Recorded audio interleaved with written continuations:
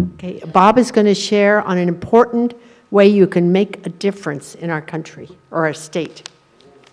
Bob.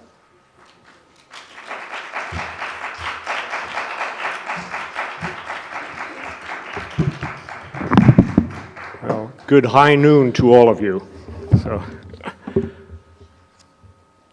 I'm a retired engineer, so I don't wear a Hawaiian shirt. I got to wear a shirt and tie, but that's what we wore. But it's a pleasure being here today, hearing these testimonies and seeing you here. And I think you're all here for business, so I'd like to get right down to it. I've got two things to share with you. The first would be Sarah's Law Initiative. Have you heard of the term? Who has heard of the term Sarah's Law? Okay, almost all of you. Basically, this is an initiative process that's going on in California. Signatures are being gathered to place an initiative on the ballot for November. It's termed Sarah's Law, named after a 15-year-old girl who died from an abortion. A minor taken to an abortion clinic, parents never knew about her, even being pregnant until she basically got an infection and died. Had they known, they probably could have saved her life. Most likely talk her out of the abortion. The problem is that this is the natural cover-up abortion for predators. You're probably aware that most teenage minor girls are impregnated not by fellow students, but by older men, average age 22. They're preying on these impressionable young girls. They get them starry-eyed, get them pregnant, and then dispense with the evidence by taking them to the abortion clinic. That's the bottom line. Obviously, it should be reported immediately. That's the first step for a statutory rape is if you're a minor child, that means under 18, and you're pregnant, that is statutory rape by fact. And somebody should be looking for the perpetrator of that. Planned Parenthood does not turn in these older men or anyone that brings in a minor. So that's what we're up against. That's the purpose of Sarah's Law. Sarah's Law, in other states, there are parental consent or parental notification laws in effect. In over 30 states, they have them in place. It's been shown when they go into effect, this is what happens. Teenage pregnancies go down. Teenage abortions go down. STDs among teenagers go down. In other words, the reckless sexual lifestyle of an irresponsible teenager or an irresponsible male, adult male or predator is intercepted. Folks, when parents know, or someone, an adult in a family, as this initiative puts the alternative, finds out about it, predators go away. They know they're not up against Planned Parenthood now. They could be up against a very upset and irate father of that young girl. And they're going to wind up in court.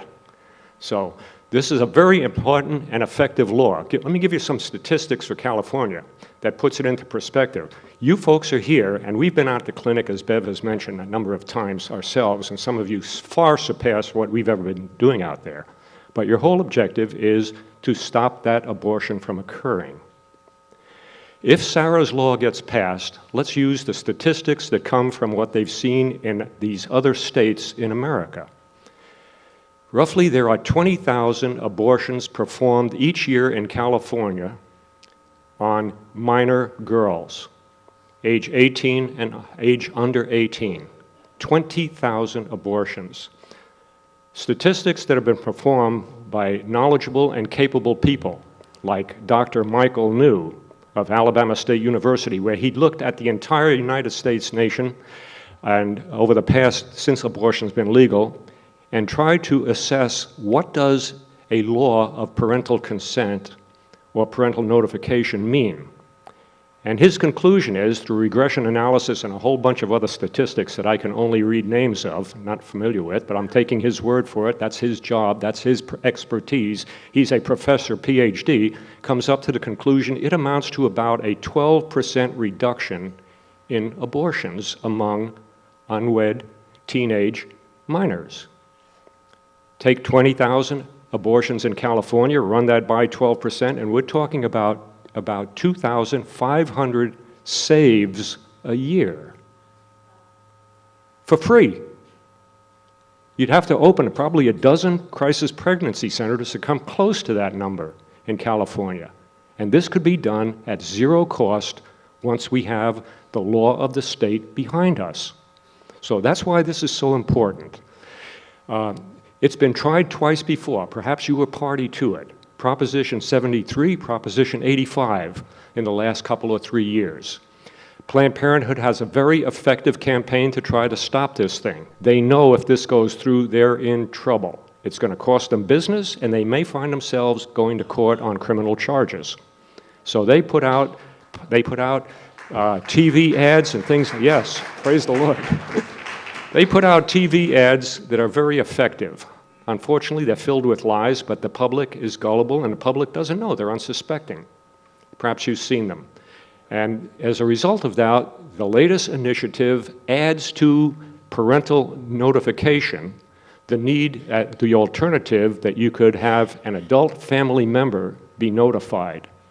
So if mom and dad are a problem to the teenager, you know, my dad will kill me, or I don't want to disappoint my parents, whatever it is, they have the option of going, or it might be even incest, they have the option of going to, as an alternative, an adult member of the family and reporting that. So that has been built in to blunt Planned Parenthood's objection, which they make. The time frame. The signatures are being gathered to place this on the ballot. The initiative process is that you have to have a certain number of signatures to even have it considered by the public in an election. Signatures that are needed for this are close to 1 million. The campaign for Sarah's Law is seeking 1.1 million signatures by the end of this month. Today is the start of March. By March 31st, they are looking to have accomplished collecting signatures, 1.1 million of them, to place this on the November ballot. They're well on their way. I think at this point they're close to 600,000 signatures, thanks in large measure to some of the proponents who have put their own fortunes into this thing. I mean, I go out and I do some horsing around and get these things out to churches, but there's a cost to this, and it's being borne by relatively few people. So for us who want to stop the killing, I say, praise the Lord for them. What little I can do, I'm happy to do it. And I'm going to go out there and try to gather signatures to add to that what they're getting. So that's where we're at. By the 31st of this month, that's the end date that they're targeting to have acquired those signatures. Okay, what we have at the table on the left, I'd like to bring to your attention what I'm asking, that that everybody that has a church here would take one of these, and if you're so moved, take one that you can do something with. Put the packet together, and right on the front is a colored flyer of a young girl, top and bottom, and an explanation of what Sarah's Law is, especially in detail on the back side. So if you read this, you would probably be able to quickly and accurately convey to a person, this is what Sarah's Law is about. This is why we need this thing. It's explanatory right there. Then the second item, you will find a bulletin insert, 2 to a copy. Get twice your money's worth. Have your church run this off, put them in a bulletin, run it off, cut it in half, pop it right into your bulletin, a bulletin insert. And it succinctly explains the situation about who Sarah was, why, what can happen today, what the solution is, and then what we can do about it. And offers that you can sign up right now at the back of the church and put your name down to get this thing qualified. Here's a letter to, the next item is a letter to your pastor, written by a pastor, and explaining why this is so important. And then we have in the packet 25 petitions. The instructions for filling these out are right along the edge of the petition. All you have to do is read this and be a registered voter to both sign up on it or to collect signatures.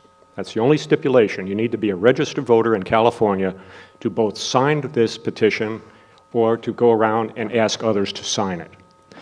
The instructions are, it's by county, and